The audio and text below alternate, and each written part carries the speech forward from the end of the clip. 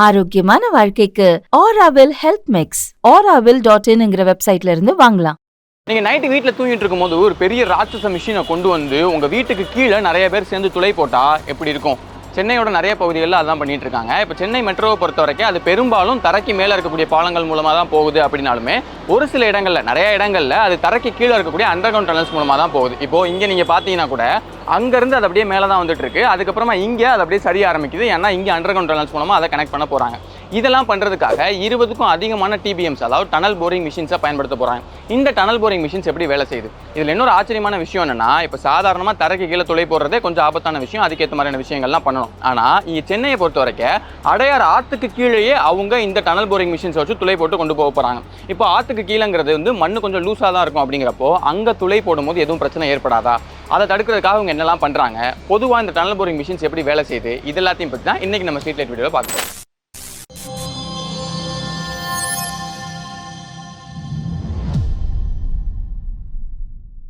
பொதுவாக சுரங்கங்கள் தோன்றதுக்கு நிறைய டெக்னிக் இருக்குது. அதில் எந்த டெக்னிக்காக இருந்தாலுமே ஒரு சில விஷயங்களை கண்டிப்பாக பண்ணியே தான் ஆகணும். அது என்னென்னா, அந்த தரை எப்படி இருக்குது, தரைக்கு கீழே இருக்கக்கூடிய மண் எப்படி இருக்குது, அங்கே பாறைகள் எந்த மாதிரியான பாறைகள் இருக்குது. இப்போ கீழே தோண்ட போகிறாங்க அப்படின்னா அதுக்கு மேலே வாழக்கூடிய மக்களுடைய வீடுகள் எந்த மாதிரி இருக்குது, அந்த வீடுகள் கட்டி எத்தனை வருஷம் ஆச்சு, ஃபவுண்டேஷன் எப்படி ஸ்ட்ராங்காக இருக்கா இல்லையா, இந்த மாதிரி நிறைய விஷயங்களை சர்வே பண்ணிவிட்டு அதுக்கேற்ற மாதிரி தான் எந்த டெக்னிக்கை பயன்படுத்தினா சரியாக இருக்கும் அப்படிங்கிறத முடிவு பண்ணிவிட்டு அதுக்கப்புறமா தான் அங்கே துளை போட ஆரம்பிப்பாங்க. இதில் மொத்தம் 4-5 டெக்னிக் இருக்குது. டனல் போரிங் மிஷின்ஸ் எப்படி வேலை செய்யுது அப்படின்னு பார்க்கறதுக்கு முன்னாடி இந்த டெக்னிக்ஸ் என்ன அப்படிங்கிறத ரொம்ப சுருக்கமாக பார்த்துலாம்.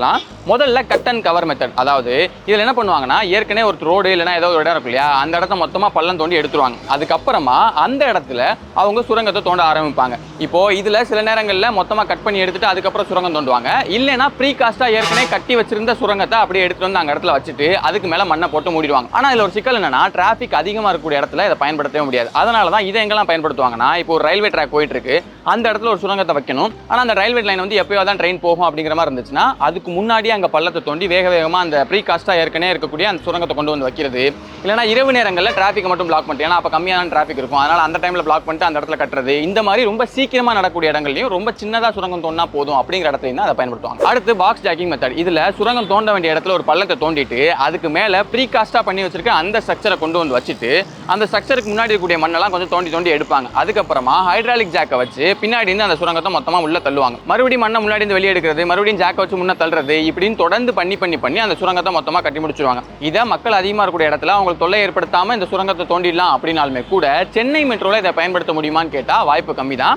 ஏன்னா சென்னை மெட்ரோட ஓவரால் லைனே 120 கிலோமீட்டர் கிட்ட வருது. அதில் அண்டர் கிரவுண்ட் டனல்ஸ்ங்கிறது ரொம்ப அதிகமான தூரம் தான் போடுறாங்க. அப்படிங்கிறப்போ இப்படி ஜாக்கை வச்சு முன்னாடி தள்ளி உள்ளே கொண்டு போயிட முடியுமா அப்படின்னு கேட்டோம்னா அதுக்கு பல வருடங்கள் ஆகும். அதனால இதை பயன்படுத்துறதுக்கும் வாய்ப்பு ரொம்ப கம்மி தான். அடுத்த டெக்னிக்கை கடல்லையும் ஆறுகள்லையும் சுரங்கம் தோண்டும் போது பயன்படுத்தலாம். இதில் அந்த சுரங்கத்துக்கான ஸ்ட்ரக்சரை ப்ரீ காஸ்ட்டாக ஏற்கனவே பண்ணி எடுத்துட்டு வந்து சைடில் ஸ்டீல் டோர்ஸ்லாம் போட்டு தண்ணியில் முதல்ல மிதக்க விட்டுருவாங்க. அதுக்கப்புறமா எங்கே அந்த சுரங்கத்தை போடணுமோ அங்கே வரைக்கும் அதை மிதந்து எடுத்துகிட்டு போய் அதுக்கப்புறமா அந்த டோர்ஸை ஓப்பன் பண்ணி அதுக்குள்ளே தண்ணியை நிரப்பிடுவாங்க. அப்போ அந்த வெயிட் காரணமாக அது அப்படியே கொஞ்சம் கொஞ்சமாக உள்ளே போக ஆரம்பிக்கும். இந்த டெக்னிக்கை வச்சு எப்படி சுரங்கம் தோண்டுவாங்க அப்படிங்கிறத பற்றி நம்ம சேனல்லே ஏற்கனவே ஆரிசன் பிரிட்ஜ் அப்படிங்கிற ஒரு பாலம் இருக்குது. டென்மார்க்கையும் ஸ்வீடனையும் கனெக்ட் பண்ணுற மாதிரி ஒரு பாலத்தை வந்து கடலுக்கு நடுவில் கட்டினாங்க. அந்த பாலத்தில் வந்து அந்த பாலத்துலையும் சுரங்கத்துலையும் இந்த டெக்னிக் தான் பயன்படுத்தியிருப்பாங்க. இப்போ அந்த வீடியோ பார்த்தீங்கன்னா இதை பற்றி இன்னும் டீட்டெயிலான விஷயம் தெரியும். இப்போ ஆனால் அதை சென்னை மெட்ரோவில் பயன்படுத்த முடியுமா அப்படின்னு கேட்டோம்னா, இப்போ அதை பொறுத்த வரைக்குமே கடலுடைய ஆழமும் ஆறுகளுடைய ஆழமும் அதிகமாக இருக்கும் போது தான் அதை பயன்படுத்த முடியும். ஆனால் இங்கே அடையார் ஆழம் வந்து அவ்வளோ ஆழமாக இருக்குமா அப்படின்னு கேட்டோம்னா வாய்ப்பு கம்மி. இன்னொரு முக்கியமான விஷயம் என்னென்னா, அதை பொறுத்த வரைக்கும் அது தண்ணியில் தரைக்கு மேலே அந்த சுரங்கத்தை தோன்றதுக்கு தான் அது ரொம்ப யூஸ்ஃபுல்லாக இருக்கும். தரைக்கு கீழே அந்த மாதிரி சுரங்கங்களை அவங்க கட்டுறதில்ல. அதனால் சென்னை மெட்ரோலையும் அதை பயன்படுத்த முடியாது. சென்னை மெட்ரோவை பொறுத்த வரைக்கும் ரொம்ப பெஸ்ட்டான ஒரு டெக்னிக் அப்படின்னா நான் ஆரம்பத்தில் சொன்ன மாதிரி டனல் போரிங் மிஷின்ஸ் மட்டும்தான். சென்னை மெட்ரோவில் மட்டும் இல்லை, உலகம் முழுக்கவே துளை போடுறதுக்காகவும் சுரங்கம் தோன்றதுக்காகவும் இப்போலாம் அந்த டனல் போரிங் மிஷின்ஸ் தான் பயன்படுத்துகிறாங்க. ஏன்னா இது நிறைய அட்வான்டேஜஸ் இருக்குது. முக்கியமாக இப்போ நீங்கள் அவ்வளோ பெரிய மிஷினாக இருக்கு இல்லையா, அவ்வளோ பெரிய மிஷினையும் ஒரு இடத்துலேருந்து இன்னொரு இடத்துக்கு அப்படியே டிரான்ஸ்போர்ட் பண்ணிட்டு இருக்கணும் அப்படிங்கிற அவசியமே கிடையாது. எந்த இடத்துல துளை போட போகிறாங்களோ அந்த இடத்துக்கு இந்த டனல் போரிங் மிஷின்ஸோடைய எல்லா பார்ட்ஸையும் தனித்தனியாக எடுத்துகிட்டு வந்து அதை அங்கங்கே அசம்பிள் பண்ணி வச்சுக்கலாம் தேவைக்கேற்ற மாதிரி. ஆனால் அதுக்காக அந்த டனல் போரிங் மிஷின் சின்னதாக இருக்குமா அப்படின்னு யோசிச்சிங்கன்னா கிடையவே கிடையாது.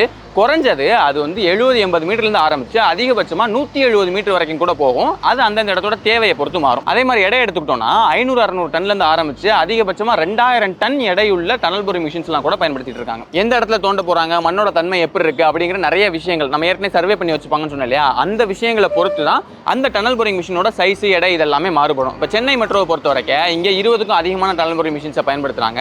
இது வந்து 6.67 மீட்டர் விட்டத்துக்கு அந்த சுரங்கத்தை நமக்கு தோண்டி கொடுக்குது. தரையிலிருந்து 18 மீட்டர் ஆழத்துக்கு கீழே தான் அவங்க துளையெல்லாம் போட்டுட்டு இருக்காங்க. இப்போ அந்த டனல் போரிங் மிஷின் எப்படி வேலை செய்யுது அப்படிங்கிறத பற்றி பார்த்துலாம். எந்த இடத்துல சுரங்கம் தோண்ட போகிறாங்களோ அந்த இடத்துல மிஷின் மூலமாகவும் மேனுவலாகவும் சேர்ந்து அவ்வளோ ஆழத்துக்கு முதல்ல குழியை தோண்டிட்டு அதுக்குள்ள இந்த டனல் போரிங் மிஷினை அசம்பிள் பண்ணிடுவாங்க. இப்போ இந்த டிபிஎம்மோட மிக முக்கியமான பாகம்னா முன்னாடி கூடிய அந்த கட்டர் ஹெட் தான். அந்த கட்டர் ஹெட்டில் நிறைய பற்கள் இருக்கும். அந்த கட்டர் ஹெட் மெதுவாக சுத்த அந்த பற்கள் எல்லாமே முன்னாடி கூடிய மண்ணெல்லாம் உடச்சி தள்ளி அப்படியே கொஞ்சம் கொஞ்சமாக உள்ளே போய் அந்த சுரங்கத்தை தோண்ட ஆரம்பிக்கும். அது உடச்சு கொடுக்கக்கூடிய அந்த மண் எல்லாமே கட்டர் ஹெட்டுக்கு உள்ளேயே விழுகிற மாதிரி தான் இருக்கும். அப்படி உள்ள விழுகிற மண் எல்லாத்தையுமே கலெக்ட் ஆகி அது கன்வேயர் பெல்ட் மூலமா அப்படியே வெளியே வந்துகிட்டே இருக்கும். இப்படி அந்த பற்கள் எல்லாமே சுரங்கம் தோண்ட எவ்வளவு நீளத்துக்கு வேணாலும் உங்களால அந்த சுரங்கத்தை தோண்டி போயிட்டே இருக்க முடியும். அதே நல்லா இருக்கே, டக்குன்னு வேலையை முடிச்சிடலாம் போலே அப்படின்னு யோசிச்சோம்னா டிபிஎம் மெதுவாக தான் அதை நமக்கு தோண்டி கொடுக்கும். அது போக அதில் ஒரு சில சிக்கல்களும் இருக்கு. என்னன்னா இப்போ நம்ம சுரங்கத்தை தோண்டிட்டு போக கீழே இருக்கக்கூடிய மண் எல்லாமே பிடிமானம் இல்லாமல் கொஞ்சம் கொஞ்சமாக அப்படியே உள்ள சரிய வாய்ப்பு இருக்கு. அதே மாதிரி கீழே மண்ணோட அழுத்தம் அதிகமாக இருக்கும். அப்படிங்கிறதுனால நீங்கள் முன்னாடி தோண்டிகிட்டே போகிறீங்க. அப்போ அந்த கட்டர் ஹெட்டில் நீங்கள் ஒரு அளவு மண் தான் உள்ளே வரணும் அப்படின்னு நினச்சி தோண்டிகிட்டே இருப்பீங்க. ஆனால் அழுத்தம் அதிகமாக இருக்கிறதுனால அந்த முன்னாடி கூடிய மண் எல்லாமே கட்டர் ஹெட்டுக்குள்ளே அதிகமாக வந்து சேர்ந்து அதை பாதிக்க வாய்ப்பு இருக்குது. அதனால் இந்த பிரச்சனைகள்லாம் தடுக்கணும் அப்படிங்கிறதுக்காக இந்த தோண்டும் போது நிறைய விஷயங்கள் பண்ணுவாங்க. முதல்ல கட்டர் ஹெட்டுக்குள்ளே மண் வந்து அதிகமாக சேர்றதை தடுக்கிறதுக்காக இப்போது அந்த கட்டர் ஹெட்டை தாண்டி மண்ணை ஸ்டோர் பண்ணி வச்சுட்டு அதுக்கப்புறமா தான் கன்வேயர் பெல்ட்டுக்கு அனுப்புவாங்க. அப்படி ஸ்டோர் பண்ணி வச்சுக்கும் போது அதை ஒரு குறிப்பிட்ட அழுத்தத்தில் தான் ஸ்டோர் பண்ணி வச்சுப்பாங்க. எந்த அளவுக்குன்னா அந்த கட்டர் ஹெட்டுக்கு அந்த பக்கமாக மண் எந்த அழுத்தத்தில் இருக்கோ அதே அழுத்தத்தில் தான் இங்கேயும் ஸ்டோர் பண்ணி வச்சுப்பாங்க.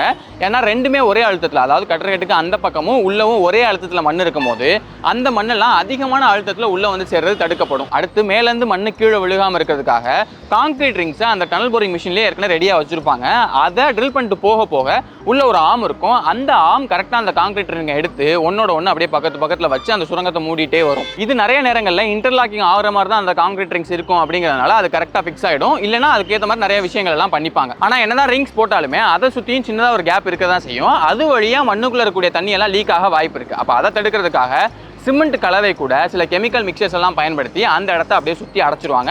அப்போ அது வழியாக தண்ணி வர்றது மற்ற விஷயங்கள் நடக்கிறது இதெல்லாமே தடுக்கப்படும். அதே மாதிரி இன்னொரு இடத்துலையுமே இந்த சிமெண்ட் கலவையை பயன்படுத்துவாங்க. எங்கன்னா சர்வே பண்ணும்போதே அந்த தோண்டக்கூடிய இடத்துல அந்த தண்ணியோட லீக்கேஜ் அதிகமாக இருக்கும் அப்படின்னு தெரிய வந்துச்சுனாலோ, இல்லை தோண்டும் போது தண்ணி லீக்கேஜ் இருக்குது, இல்லைனா அங்கனக்குள்ள வந்து ஏர் மாலிகுல்ஸ் அதிகமாக ட்ராப் ஆகிருக்கு அப்படிங்கிற மாதிரி விஷயங்கள் தெரிஞ்சிச்சுன்னா அங்கே இந்த சிமெண்ட் கலவையை வச்சு முதல்ல எல்லாத்தையும் ஃபிக்ஸ் பண்ணிவிடுவாங்க. அதுக்கப்புறமா தான் அவங்க தான் தோண்ட ஆரம்பிப்பாங்க. அப்போ தான் தோண்டும் போது ஒரு ஸ்மூத் இல்லை கரெக்டான ஒரு சர்ஃபேஸ் உருவாகும். அது தோன்றதுக்கும் பிரச்சனை இல்லாமல் இருக்கும். இப்போ எல்லா சுரங்கத்தையுமே தரக்கீழே நேராகவே போட்டுட்டு போகிறது இல்லை. சில இடங்கள்ல அது வளைஞ்சு நெளிஞ்சு போகிற மாதிரி இருக்கும். அப்போ அந்த வளைவு நெளிவை ஏற்படுத்தி கொடுக்கணும் அப்படிங்கிறதுக்காக இந்த கட்டர் ஹெட்ஸ் கூடயே சில ஷாஃப்ட்ஸ்லாம் அட்டாச் பண்ணியிருப்பாங்க. அது ஏற்ற மாதிரியான பெண்டெல்லாம் உருவாக்கி கொடுக்கும். அதே மாதிரி இந்த டிபிஎம் ஒரு சரிவாக உள்ளே போகிற மாதிரி தோண்டுது, இல்லைனா மேலே போகிற மாதிரி தோண்டுது அப்படின்னா அதுக்கு சரியான கிரிப்பு உருவாகணும் இல்லையா? அதுக்காக ஹைட்ராலிக் ஆர்ம்ஸ்லாம் நிறையா இருக்கும். அது சைடில் இருக்கக்கூடிய மண்ணை நல்லா அழுத்தமாக பிடிச்சிக்கிட்டு தேவையான கிரிப்பை உருவாக்கி கொடுக்கும். ஒரு பக்கம் மிஷின் எந்த பிரச்சனையும் இல்லாமல் இதெல்லாம் சரியாக பண்ணிகிட்டே இருந்தாலும் இன்னொரு பக்கம் உள்ளே இருக்கக்கூடிய மக்களுக்கு அதே மாதிரியான சூழல் இருக்காது. ஏன்னா சென்னை மெட்ரோவை பொறுத்த வரைக்கும் தரைக்கு கீழே 18 மீட்டர் ஆழத்தில் தோன்றாங்க அப்படிங்கிற மாதிரி தெரிய வருது. அப்போ அங்கே சூழல்லாம் வேற மாதிரி இருக்கும் இல்லையா? அப்போ அங்கே இருக்கிறவங்களுக்கு கரெக்டான ஆக்சிஜன் வந்து சேரணும் அப்படிங்கிறதுக்காக வெளியிலேருந்து காற்றை உள்ள தொடர்ந்து சர்க்குலேட் பண்ணிகிட்டே இருப்பாங்க. இது போக ஏர் மானிட்டரி மீட்டர்ஸ்லாம் வச்சுருப்பாங்க. அது உள்ள ஆக்சிஜனோட அளவு கரெக்டாக தான் இருக்கா, இல்லை ஏதாவது பாய்சனஸான கேஸஸ், அதாவது ஆபத்தை விளைவிக்கக்கூடிய கேஸ் ஏதாவது லீக் ஆகுதா அப்படிங்கிற விஷயத்தெல்லாம் தொடர்ந்து செக் பண்ணிட்டே இருப்பாங்க. இந்த டிபிஎம் ஒரு இடத்துல துளை போட ஆரம்பிச்சு அந்த மறுமுனை அடையும் போது அங்க கான்கிரீட் வால்ஸ் வந்து கட்டி வச்சிருப்பாங்க. எதுக்காகனா கடைசியா அந்த டிபிஎம் வேலையை முடிக்க போகுது அப்படிங்கிறத மார்க் பண்ற விதமா அந்த கான்கிரீட் வாலை உடச்சிக்கிட்டு அது வெளியே வரும். இதை ஒரு சின்ன செலிப்ரேஷன் மாதிரி முடிச்சிட்டோம் பார்த்தீங்களா அப்படிங்கிற மாதிரி கொண்டாடுவாங்க. இப்போ வரைக்கும் நான் சொன்னது எல்லாமே இந்த டிபிஎம் பற்றின அடிப்படையான சில முக்கியமான விஷயங்கள் மட்டும்தான். இந்த டிபிஎம் பற்றி இன்னும் நிறைய விஷயங்கள் பேசுறதுக்கு இருக்குது. அதெல்லாம் நமக்கு அவ்வளோ தேவையில்லை, முக்கியமான விஷயங்கள் மட்டும் சொன்னால் போதும் அப்படிங்கிறதுனால அந்த விஷயங்களை பற்றி மட்டும்தான் நம்ம இந்த வீடியோவில் பேசியிருக்கோம். இப்போ மக்கள் இருக்கிற பகுதி கீழே அந்த துளையை போகிறதுனால அவங்களுக்கு எதுவும் தொந்தரவு ஏற்படாதா அப்படின்னு கேட்டிங்கன்னா, சென்னை மெட்ரோவை பொறுத்த வரைக்கும் ஒரு சில இடங்களில் மக்களால் அதிர்வுகளை உணர முடியுது அப்படிங்கிற மாதிரி தான் அந்த பகுதிகளில் வாழக்கூடிய மக்கள் சொல்கிறாங்க. மற்றபடி இந்த டிபிஎம்மால் பெரிய அளவுக்கு பிரச்சனை ஏற்பட்டுச்சு அப்படின்னா இப்போ வரைக்கும் அந்த மாதிரி பிரச்சனைகள் எதுவும் ஏற்படல. நான் ஏற்கனவே சொன்ன மாதிரி சென்னை மெட்ரோவை பொறுத்த வரைக்கும் 20க்கும் அதிகமான டிபிஎம்ஸை பயன்படுத்தி தான் இந்த மெட்ரோ லைனுக்கான அந்த சுரங்கத்தை தோண்டிட்டு இருக்காங்க. இப்போ அதுக்கெல்லாம் பேர்லாம் கூட வச்சிருக்காங்க. எப்படின்னா நம்மளுக்கு தமிழ் 5 திணைகள் இருக்கு இல்லையா, அதோடைய பேரை குறிக்கிற மாதிரி குறிஞ்சி, முல்லை, மருதம், நெய்தல் இப்படின்னும், அதுக்கப்புறமா காவேரி, தாமிரபரணி, கல்வராயன் இந்த மாதிரியான தமிழ் பேரை வச்சிருக்காங்க. சில டிபிஎம்ஸ்க்கு பறவைகளோட பேர்கள் ஈகிள், ஃப்ளமிங்கோ, பீகாக் இந்த மாதிரியான பேர்களை வச்சு அதை கூப்பிடுறாங்க. இப்போ கடந்த ஒரு 7-8 வருஷமாவே சென்னை மெட்ரோக்கான வேலைகள் தொடர்ந்து நடந்துகிட்டே இருக்கு. இன்னொரு 4-5 வருஷம் ஆகுங்கிற மாதிரி சொல்றாங்க. அது பார்க்க நல்லா இருக்கு, மெட்ரோ போடுறாங்க, நல்ல டெக்னாலஜியா இருக்கு அப்படிங்கிறலாம் சரிதான். ஆனால் கொஞ்சம் டிராஃபிக் மட்டும் நிறையவே அதிகமாகுது. இப்போ எங்கள் ஆஃபீஸ்லேருந்து அந்த எண்டுக்கு நான் போகணுனாலே ஒரு நாள்லாம் 3/4 மணி நேரம் ஆயிடுச்சு. அதனால ரொம்ப சீக்கிரமாக அதை போட்டு முடிச்சிங்க அப்படின்னா கொஞ்சம் நல்லா இருக்கும். இந்த வீடியோவில் டிபிஎம்ஸ் எப்படி வேலை செய்யுது அப்படிங்கிறத பற்றி பார்த்த மாதிரியே இதுக்கு முன்னாடி ஒரு முக்கியமான வீடியோ பண்ணியிருப்போம். அதில் என்னன்னா, இப்போ நம்ம தமிழ்நாட்டை பொறுத்த வரைக்கும், நம்ம இந்தியாவை பொறுத்த வரைக்குமே 7000க்கும் அதிகமான கிலோமீட்டர் நீளத்துக்கு நம்மளுடைய கடற்கரை நீளம் இருக்குது. ஆனால் நம்ம ஊரில் தான் தண்ணீர் பஞ்சம் கொஞ்சம் அதிகமாக இருக்குது. அதுக்காக நம்ம வந்து என்ன கடல் தண்ணியாக பிடிச்சி குடிக்க முடியும் அப்படின்னு கேட்டிங்கன்னா, அதுக்கு ஒரு விஷயம் பண்ணலாம். என்னன்னா, டீசாலினேஷன் பிளான்ஸ், அதாவது கடல் தண்ணியை நல்ல தண்ணியாக மாற்றக்கூடிய பிளான்ஸ். இப்போ இந்த டீசாலினேஷன் பிளான்ஸை பொறுத்த வரைக்கும் இந்தியாவோட ரொம்ப ரொம்ப கம்மியான கடற்கரை நீளம் இருக்கக்கூடிய நிறைய நாடுகள்லாம் இருக்காங்க.